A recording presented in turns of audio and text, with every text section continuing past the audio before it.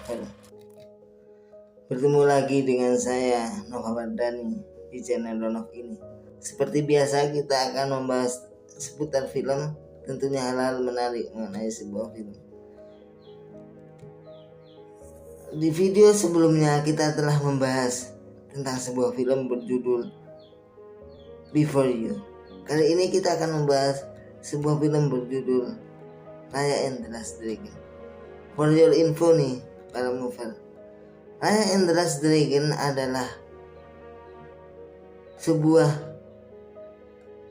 animasi fantasi yang dibuat oleh Amerika Serikat, disutradarai oleh Don Hall dan menggunakan Astrada Lopez. Film ini terinspirasi dari kebudayaan Asia Tenggara, termasuk Indonesia. Bahkan nama Raya sendiri diambil dari kosakata bahasa Indonesia yang berarti agung. Film ini sebenarnya rilis pada tanggal 5 Maret 2021, namun karena adanya pandemi COVID-19 yang melanda dunia, menjadikan awalnya film ini diputar di bioskop menjadi beralih ke aplikasi streaming. Film ini mengisahkan tentang petualangan seorang gadis bernama Raya bersama sang naga terakhir untuk menyelamatkan negerinya dari pengaruh roh jahat bernama Drun. Drun adalah roh jahat yang dapat mengubah semua orang menjadi batu dan merusak tatanan kehidupan yang harmonis di dunia. Oke, kita langsung saja masuk pada segmen spoiler film. Oke, di scene pertama ini kita diperlihatkan oleh seorang gadis yang sedang mengendarai kendaraannya. Lebih tepatnya hewan yang menjadi tunggangan, yaitu terenggiling. Diketahui dia sedang berada di sebuah gurun yang sangat gersang. Terlihat bahwa ada beberapa batu di sana yang merupakan perwujudan dari perubahan yang dilakukan oleh Drun. Maka flashback pun terjadi. Konon diceritakan bahwa dulunya negerinya bernama Kumandra. Kumandra adalah negeri yang damai, sentosa. Mereka hidup secara harmonis dalam satu gugusan pulau berbentuk naga. Namun semuanya berubah ketika Drun datang dan merubah semua yang ada di sana menjadi patung batu. Namun mereka, warga Kumandra, tidak hidup sendiri. Mereka hidup bersama makhluk supranatural berbentuk naga. Naga berjumlah 7. Nah, ketika Drun sedang mengamuk dan merubah semua yang dilewatinya menjadi patung batu, niscaya 7 ekor naga yang memiliki kekuatan magis mencoba menyelamatkan dunia Kumandra. Mereka menyatukan kekuatan sehingga drone dapat dikalahkan. Mereka merubah energi magis mereka menjadi sebuah kristal yang dapat mengalahkan drone tentunya. Setelah itu drone pun menghilang. Semua orang yang telah menjadi batu berubah kembali menjadi seorang manusia utuh. Kemudian setelah itu keenam naga berubah menjadi batu akibat sihir drone yang masih tersisa. Hanya ada satu naga yang membawa kristal, yang membawa batu kristal di tangannya, yaitu si Sudatu, si bungsu dari ketujuh naga. Dia merasa bersedih kakak-kakaknya tak dapat kembali menjadi manusia. Kemudian dia memutuskan untuk pergi dari Kumandra dan menitipkan batu kristal kepada keturunan kepala suku Benja,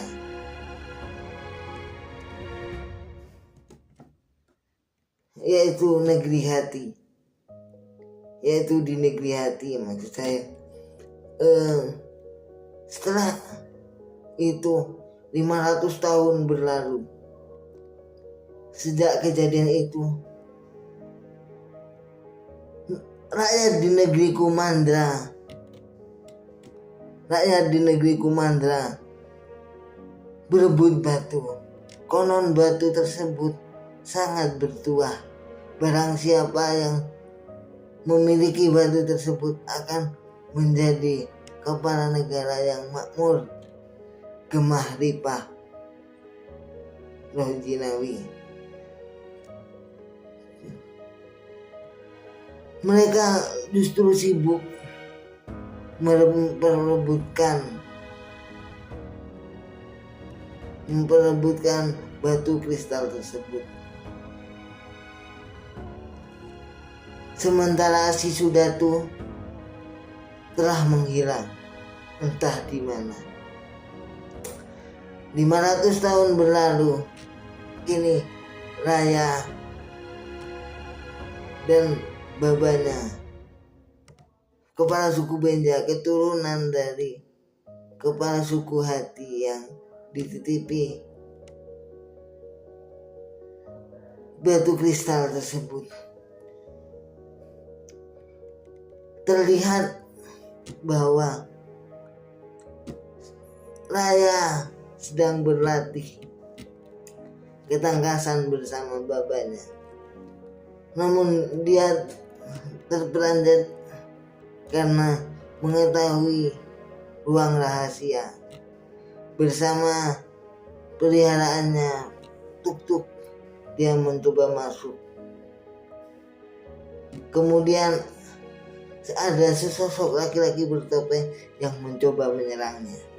Ternyata itu adalah babanya, kepala suku Benja, kepala suku negeri Hati yang baik hati. Kemudian kepala suku Benja mengatakan bahwa apa yang dilihatnya adalah kristal naga terakhir, yaitu kristal naga si Sudatu. Diceritakan bahwa mereka dari generasi ke generasi menjaga batu tersebut agar hal yang sama tak terulang kembali. Kemudian sang kepala suku Benja memberikan air yang bertuah di sisi-sisi kolam tempat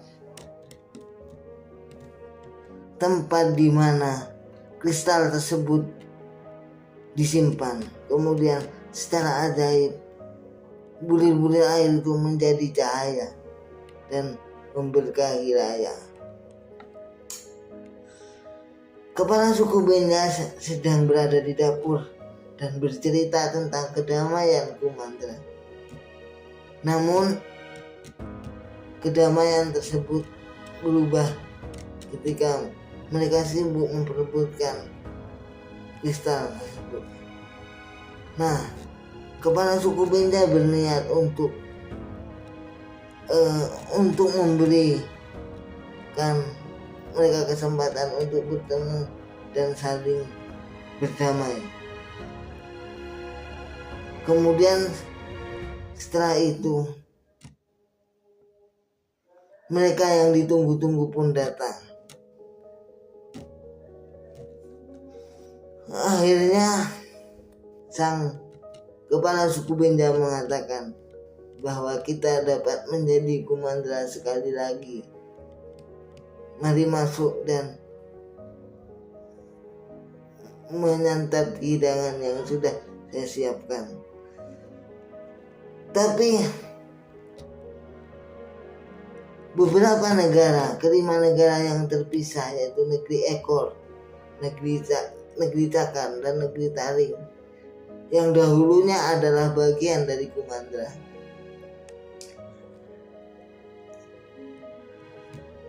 rupanya menyimpan dendam pada nenek moyang suku Benya dan negeri Hati.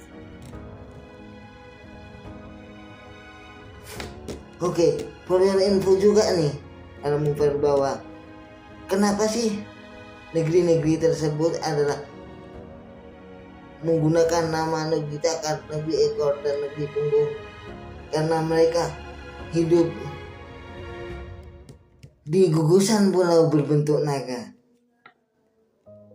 Kemudian setelah itu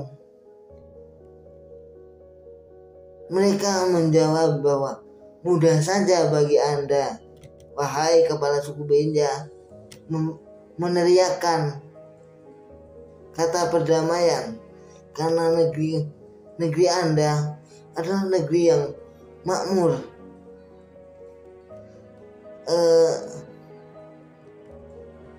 Kepala suku Benya pun tidak mampu berkata-kata apa-apa, tapi niatnya yang tulus terpancar dari matanya. Setelah itu Raya pun memberikan penawaran, siapa yang lapar dan hendak menikmati hidangan silakan untuk masuk. Kemudian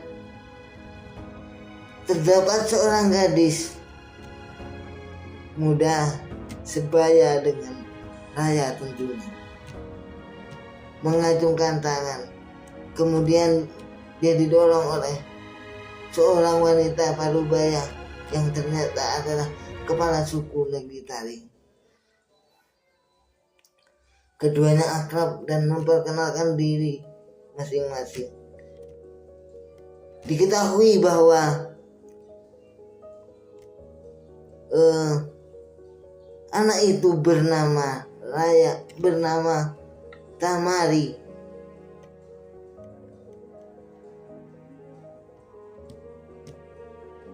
Seorang gadis, anak kepala suku negeri Taring.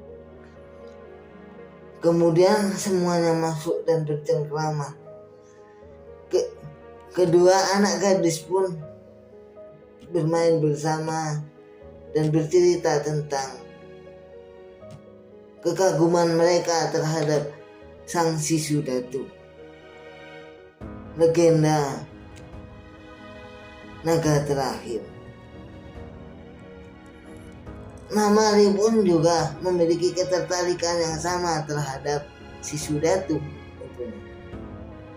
Dia mengeluarkan sebuah peta yang ternyata berisi kemungkinan di mana Sisu Datu berada. Kemudian mereka pun asik bercerita dan Raya sebagai tuan rumah menawarkan untuk memakan nasi. Maka Tamari mengatakan bahwa dia sudah lama tidak memakan nasi karena ada hal-hal tertentu yang tidak memungkinkan di negerinya untuk menanam tanaman padi. Wah, setelah itu karena Raya sudah mempercayai temannya, Raya mengajak Tamari ke tempat rahasia di mana nenek moyangnya menyimpan bongkahan kristal utuh yang disimpan secara rapi di tempat rahasia, dikelilingi oleh kolam air dan kelopak bunga. Mereka pun datang ke tempat itu. Tak disangka, tak dinyana, ternyata Tamari mendorong dan mencoba mengambil batu kristal. Tentu Raya melawan mereka. Tentu Raya melawan Tamari, maksud saya. Tentu Raya melawan Tamari. Setelah itu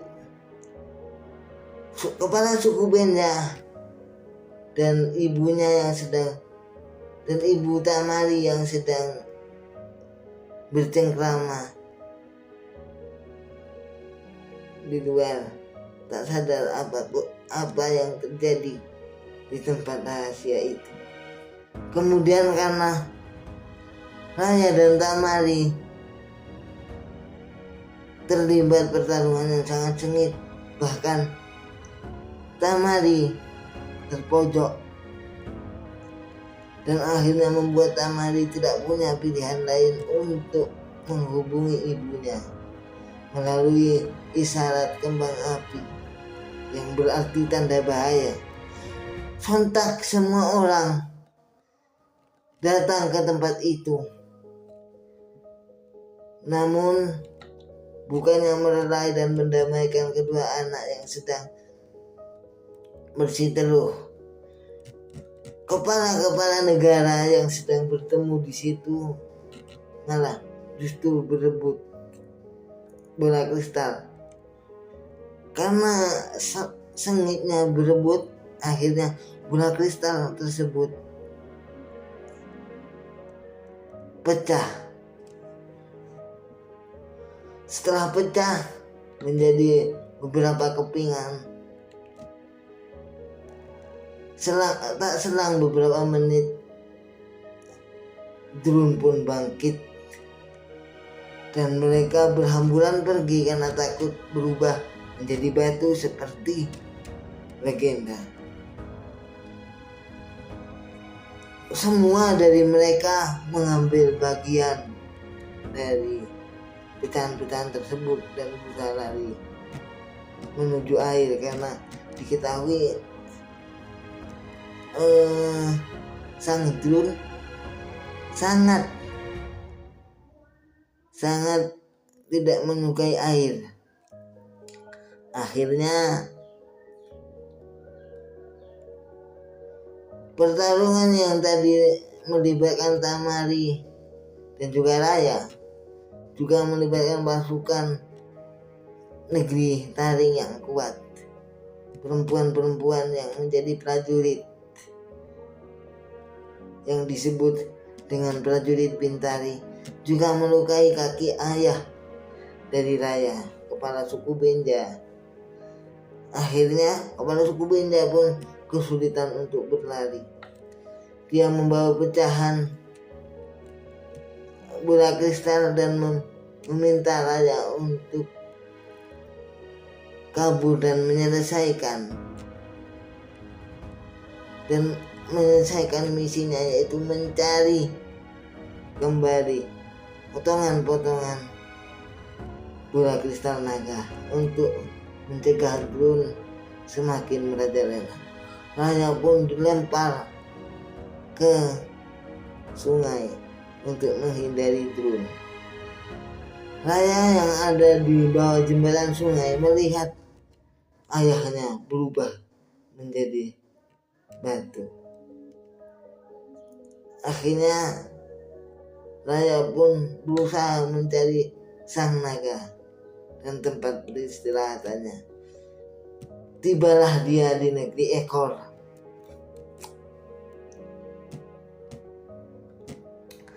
Negeri ekor yang konon merupakan tempat beristirahatan si Sudatu. Kemudian setelah itu dia menemukan aliran sungai di negeri ekor.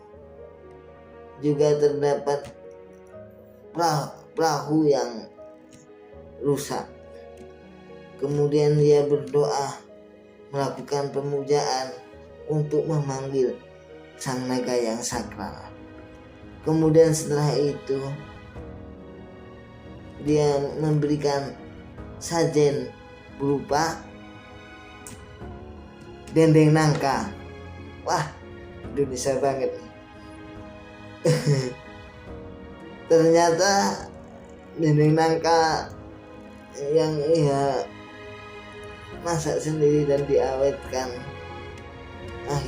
Akhirnya dia berdoa berupa nyanyian di tempat itu, tapi tak ada yang datang.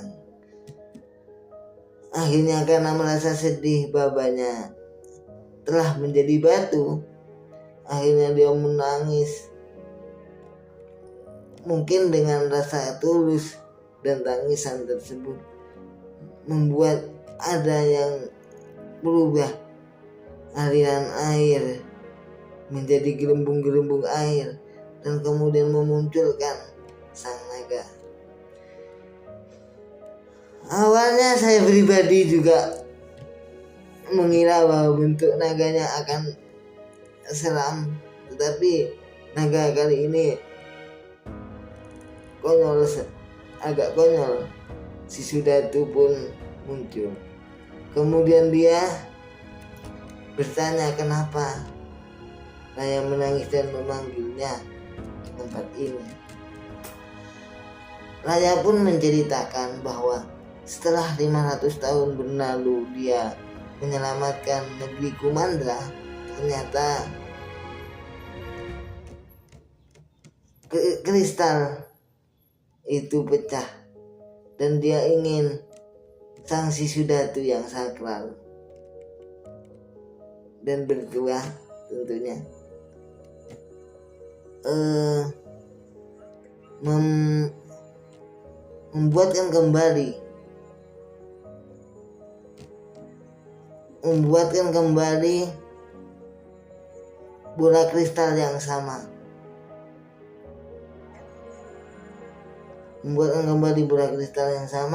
Tetapi sang si Sudatu tidak bisa. Sang si Sudatu tidak bisa melakukan itu. Tapi Raya dan keyakinannya yakin bahwa si Sudatu dapat mengatasi semua ini. Maka si Sudatu berinisiatif untuk mencari dan menyatukan kembali kristal tersebut menjadi utuh dan dapat mengalahkan Drun. Raya dan si Sudatu pun sepakat untuk mencarinya bersama. Kemudian mereka pun beranjak pergi ke negeri Cakar. Di negeri Cakar ini tak ada satupun yang tersisa, hanya gurun yang terhampar luas. Nah, konon kabarnya pecahan di negeri Cakar ini disimpan oleh kepala sukunya. Ternyata di gua tempat kepala suku berdiam tak ada seorang pun, hanya ada tempat gua beranjau beranjau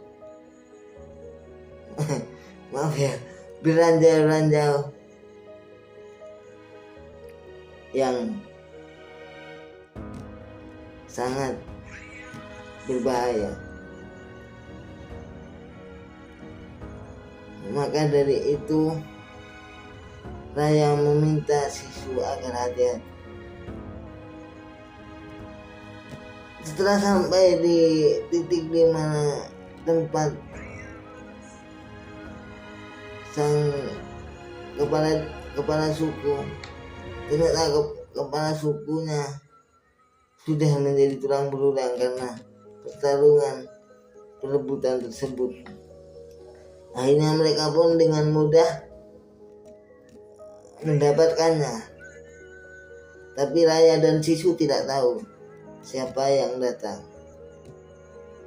untuk musuh mereka, yaitu Tamari dan pasukannya datang untuk mencari keberadaan Raya.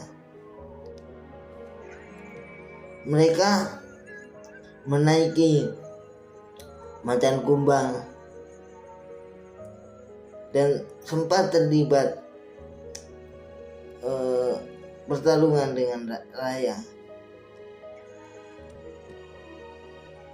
Karena Raya telah mendapatkan batu tersebut, dia menyerahkan kepada sang naga Sisudatu.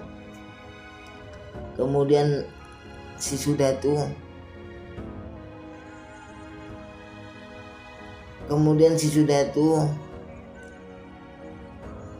pun menggenggamnya dan dia bisa mendapatkan kekuatan untuk merubah dirinya menjadi manusia,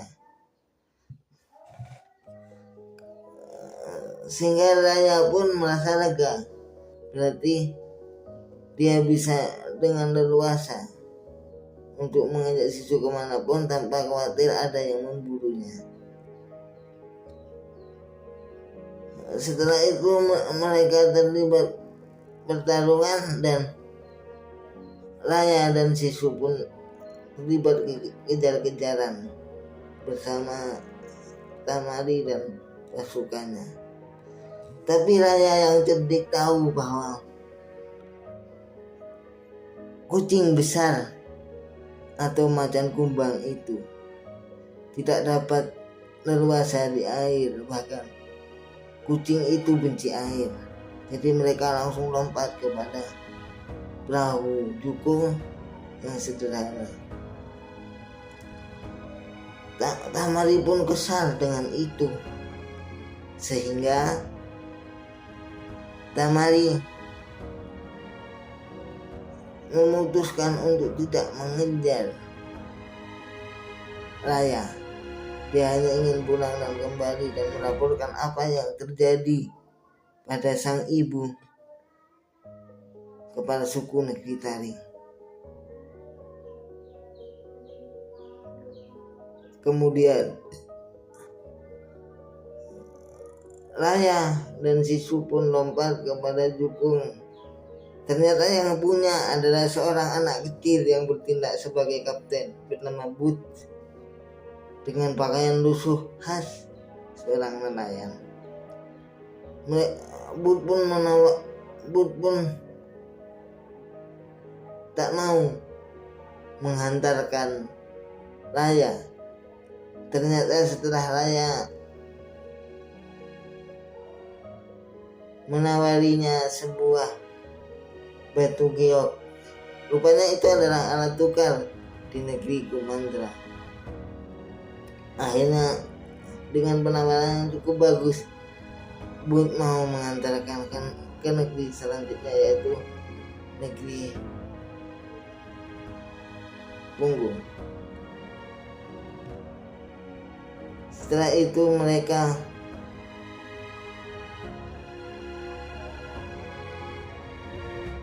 pun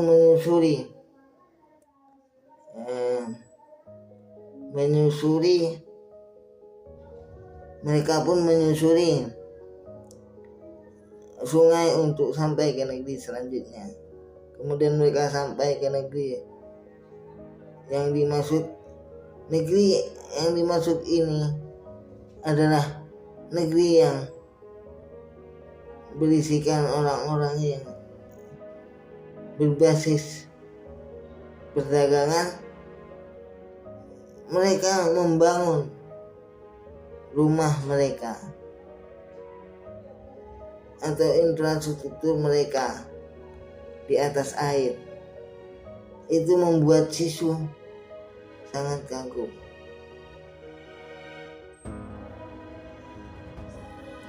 Booth di tengah perjalanan menuju negeri tersebut bertanya apa sebenarnya drone itu.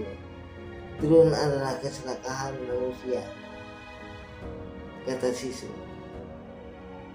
yang dibiarkan terlalu banyak menguasai hati manusia, dan drone adalah manifestasi kerusakan yang terjadi. Mereka semua bercerita tentang kehilangan keluarga mereka karena drone, karena mereka semua senasib. Setelah sampai ke negeri terapung, negeri cakar itu,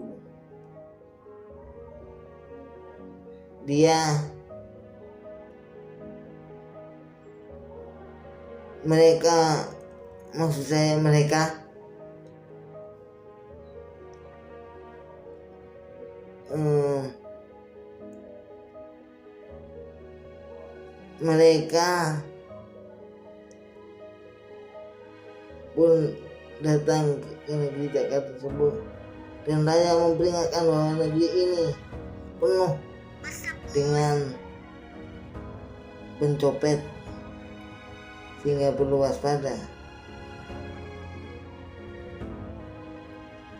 Sang Sisu Datu pun bersyukur bahwa dia tak punya uang sepeser pun. Dia hanya punya pakaiannya yang melekat di tubuhnya. Akhirnya mereka pun mencoba menyusuri, mencari kepala suku Den Hao. Akhirnya Raya pun menyusuri pasar dan bertemu komplotan bocah yang menjadi pencopet. Sungguh tak disangka gadis kecil dan para monyetnya berusaha untuk mengambil bola kristal. Raya terlibat pertarungan dengan para monyet dan gadis kecil tersebut. Setelah mereka takluk kepada ketangkasan Raya meminta mereka untuk mengalihkan perhatian para penjaga di rumah Den Hao. Sementara itu, sang Sisu Datu yang polos, dia tidak mau adanya pertarungan, apalagi pertumbuhan darah. Dia ingin memberikan hadiah kepada kepala suku dan ditukar dengan kristal tersebut. Tapi Booth mengingatkan bahwa kau harus punya uang untuk datang membeli hadiah di pasar ini. Tapi dia tak punya uang sepeser pun. Ternyata Booth menyarankan untuk kredit saja. Dengan bolosnya dia kredit tanpa jaminan. Bukankah itu sama saja dengan mencuri? Kemudian karena itu Sisu hampir dikeroyok. Tapi ternyata dia bertemu seorang nenek tua renta yang menyelamatkannya. Sisu pun keceplosan akan keberadaan Raya dan batu kristal. Akhirnya batu kristal itu pun menjadi incaran. Sisu Datu pun ditawan dan bola kristal pun direbut oleh nenek. Untunglah ketika Raya dan Tuk-tuk datang untuk menyelamatkan Sisu. Karena Sisu sudah terhimpit oleh drone. Karena adanya bola kristal yang telah didapatkan dari nenek tersebut, akhirnya drone pun menghilang atau bisa diatasi oleh Raya. Kemudian mereka datang ke negeri punggung, negeri yang sepi, tak ada penghuni. Mereka menemukan sebuah rumah sederhana. Rupanya itu tempat tinggal seorang bajak laut.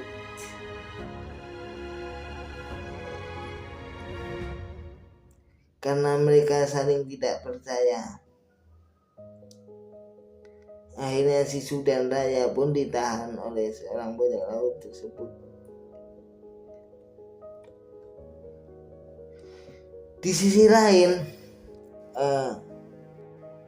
Tamari melaporkan kepada ibunya bahwa Raya sedang memburu bola kristal.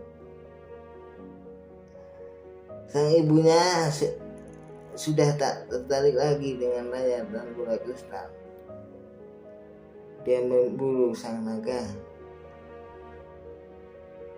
Di sini diperlihatkan negeri Taring memang berbeda, karena negeri Taring memiliki drainase berupa air yang melindungi mereka dari serangan drone. Akhirnya dengan perintah sang ibu,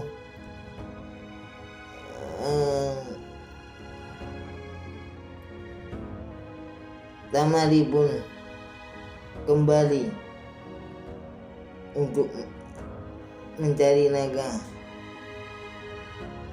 dan petunjuk utamanya adalah Raya. Raya pun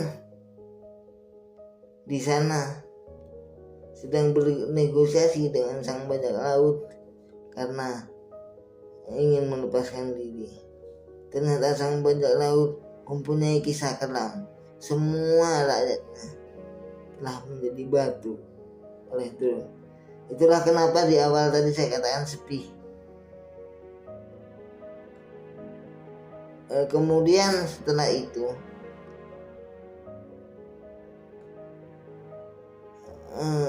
mereka telah berdamai, Sisu dan bajak laut tersebut. Kemudian ternyata Tamari dan Bintari pasukannya telah mengepung rumah bajak laut tersebut, yang ternyata adalah kepala suku di punggung. Akhirnya mereka pun terlibat pertarungan yang membuat Raya terdesak. Kemudian sang naga tanpa sadar berubah menjadi naga dan menyelamatkan Raya dengan andalan kabutnya yang merupakan ilmu dari Feng, saudaranya. Kemudian setelah itu mereka pun setelah dari negeri punggung, mereka pun beranjak kepada negeri Taring, negeri terakhir, negeri yang makmur dan kaya raya. Mereka pun juga menaiki dukungnya Bud tadi. Ternyata hujan pun turun. Kemudian Sisu berubah menjadi seekor naga dan bermain dengan air. Mereka semua, sang bayi, monyet, dan kepala suku yang berpenampilan seperti bajak laut dan Bud juga kaget.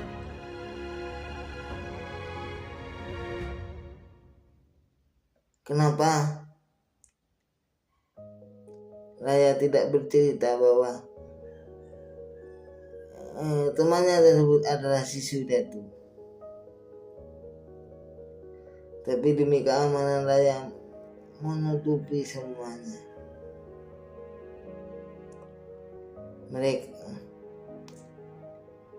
Mereka pun telah sampai di negeri yang kaya raya tersebut.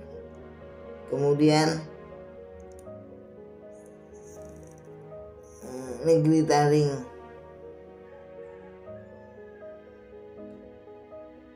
Kemudian Raya dan yang lain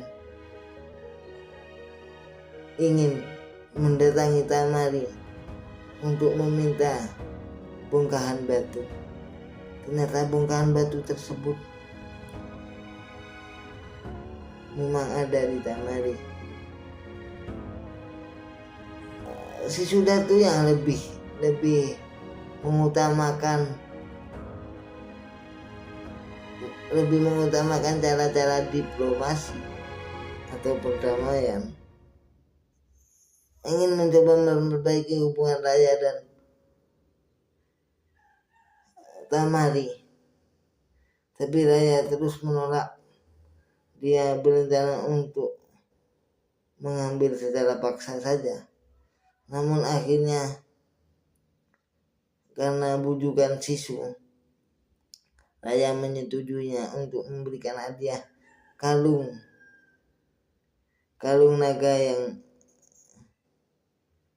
yang dulu pernah ditunjukkan Raya pada saat jamuan kenegaraan.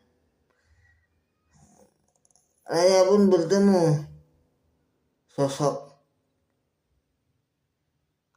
Tamari. Mereka pun berbincang dan menyalahkan satu sama lain. Akhirnya sang naga pun berubah menjadi naga dan menasihati Tamari bahwa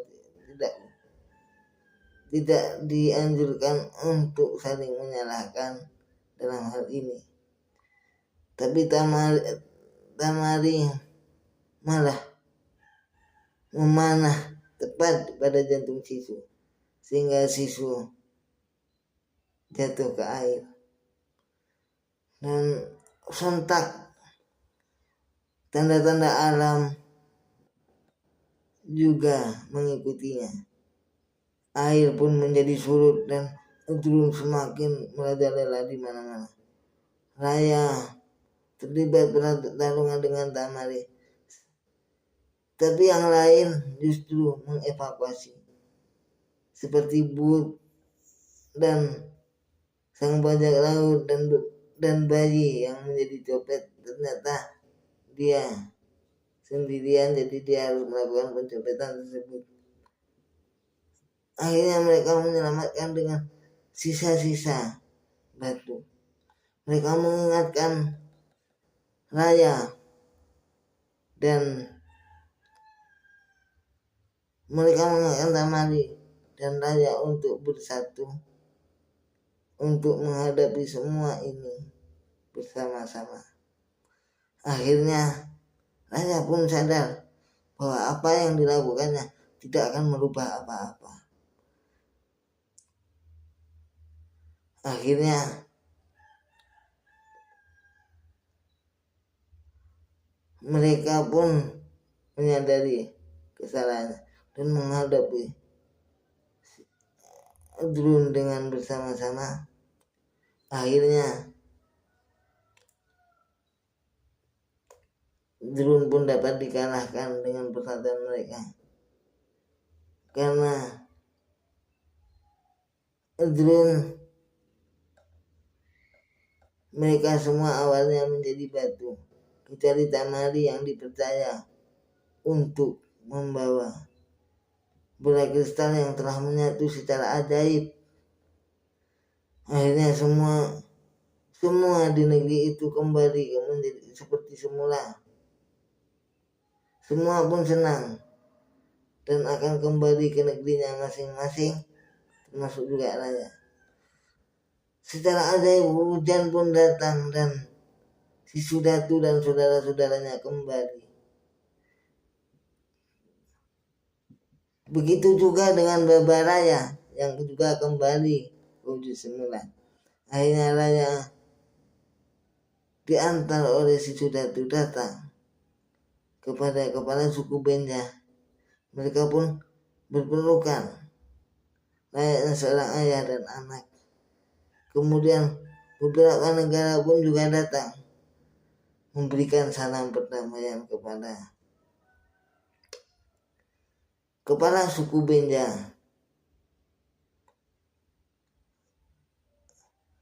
Kemudian kepala suku Benja menyambut mereka sebagai tamu kenegaraan. Akhirnya semua telah teratasi.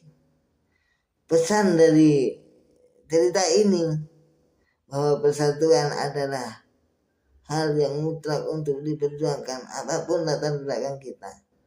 Akhirnya kelima negeri itu menjadi negeri impian, negeri Kumantra, negeri yang bersatu padu, negeri yang tak terpecah belah oleh apapun.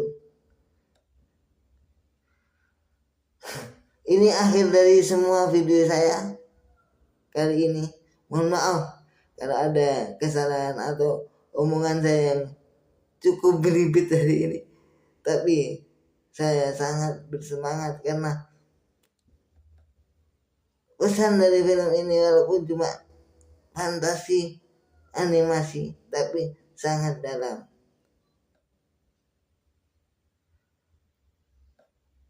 Izinkan saya Nova Wardani undur diri dari hadapan Anda.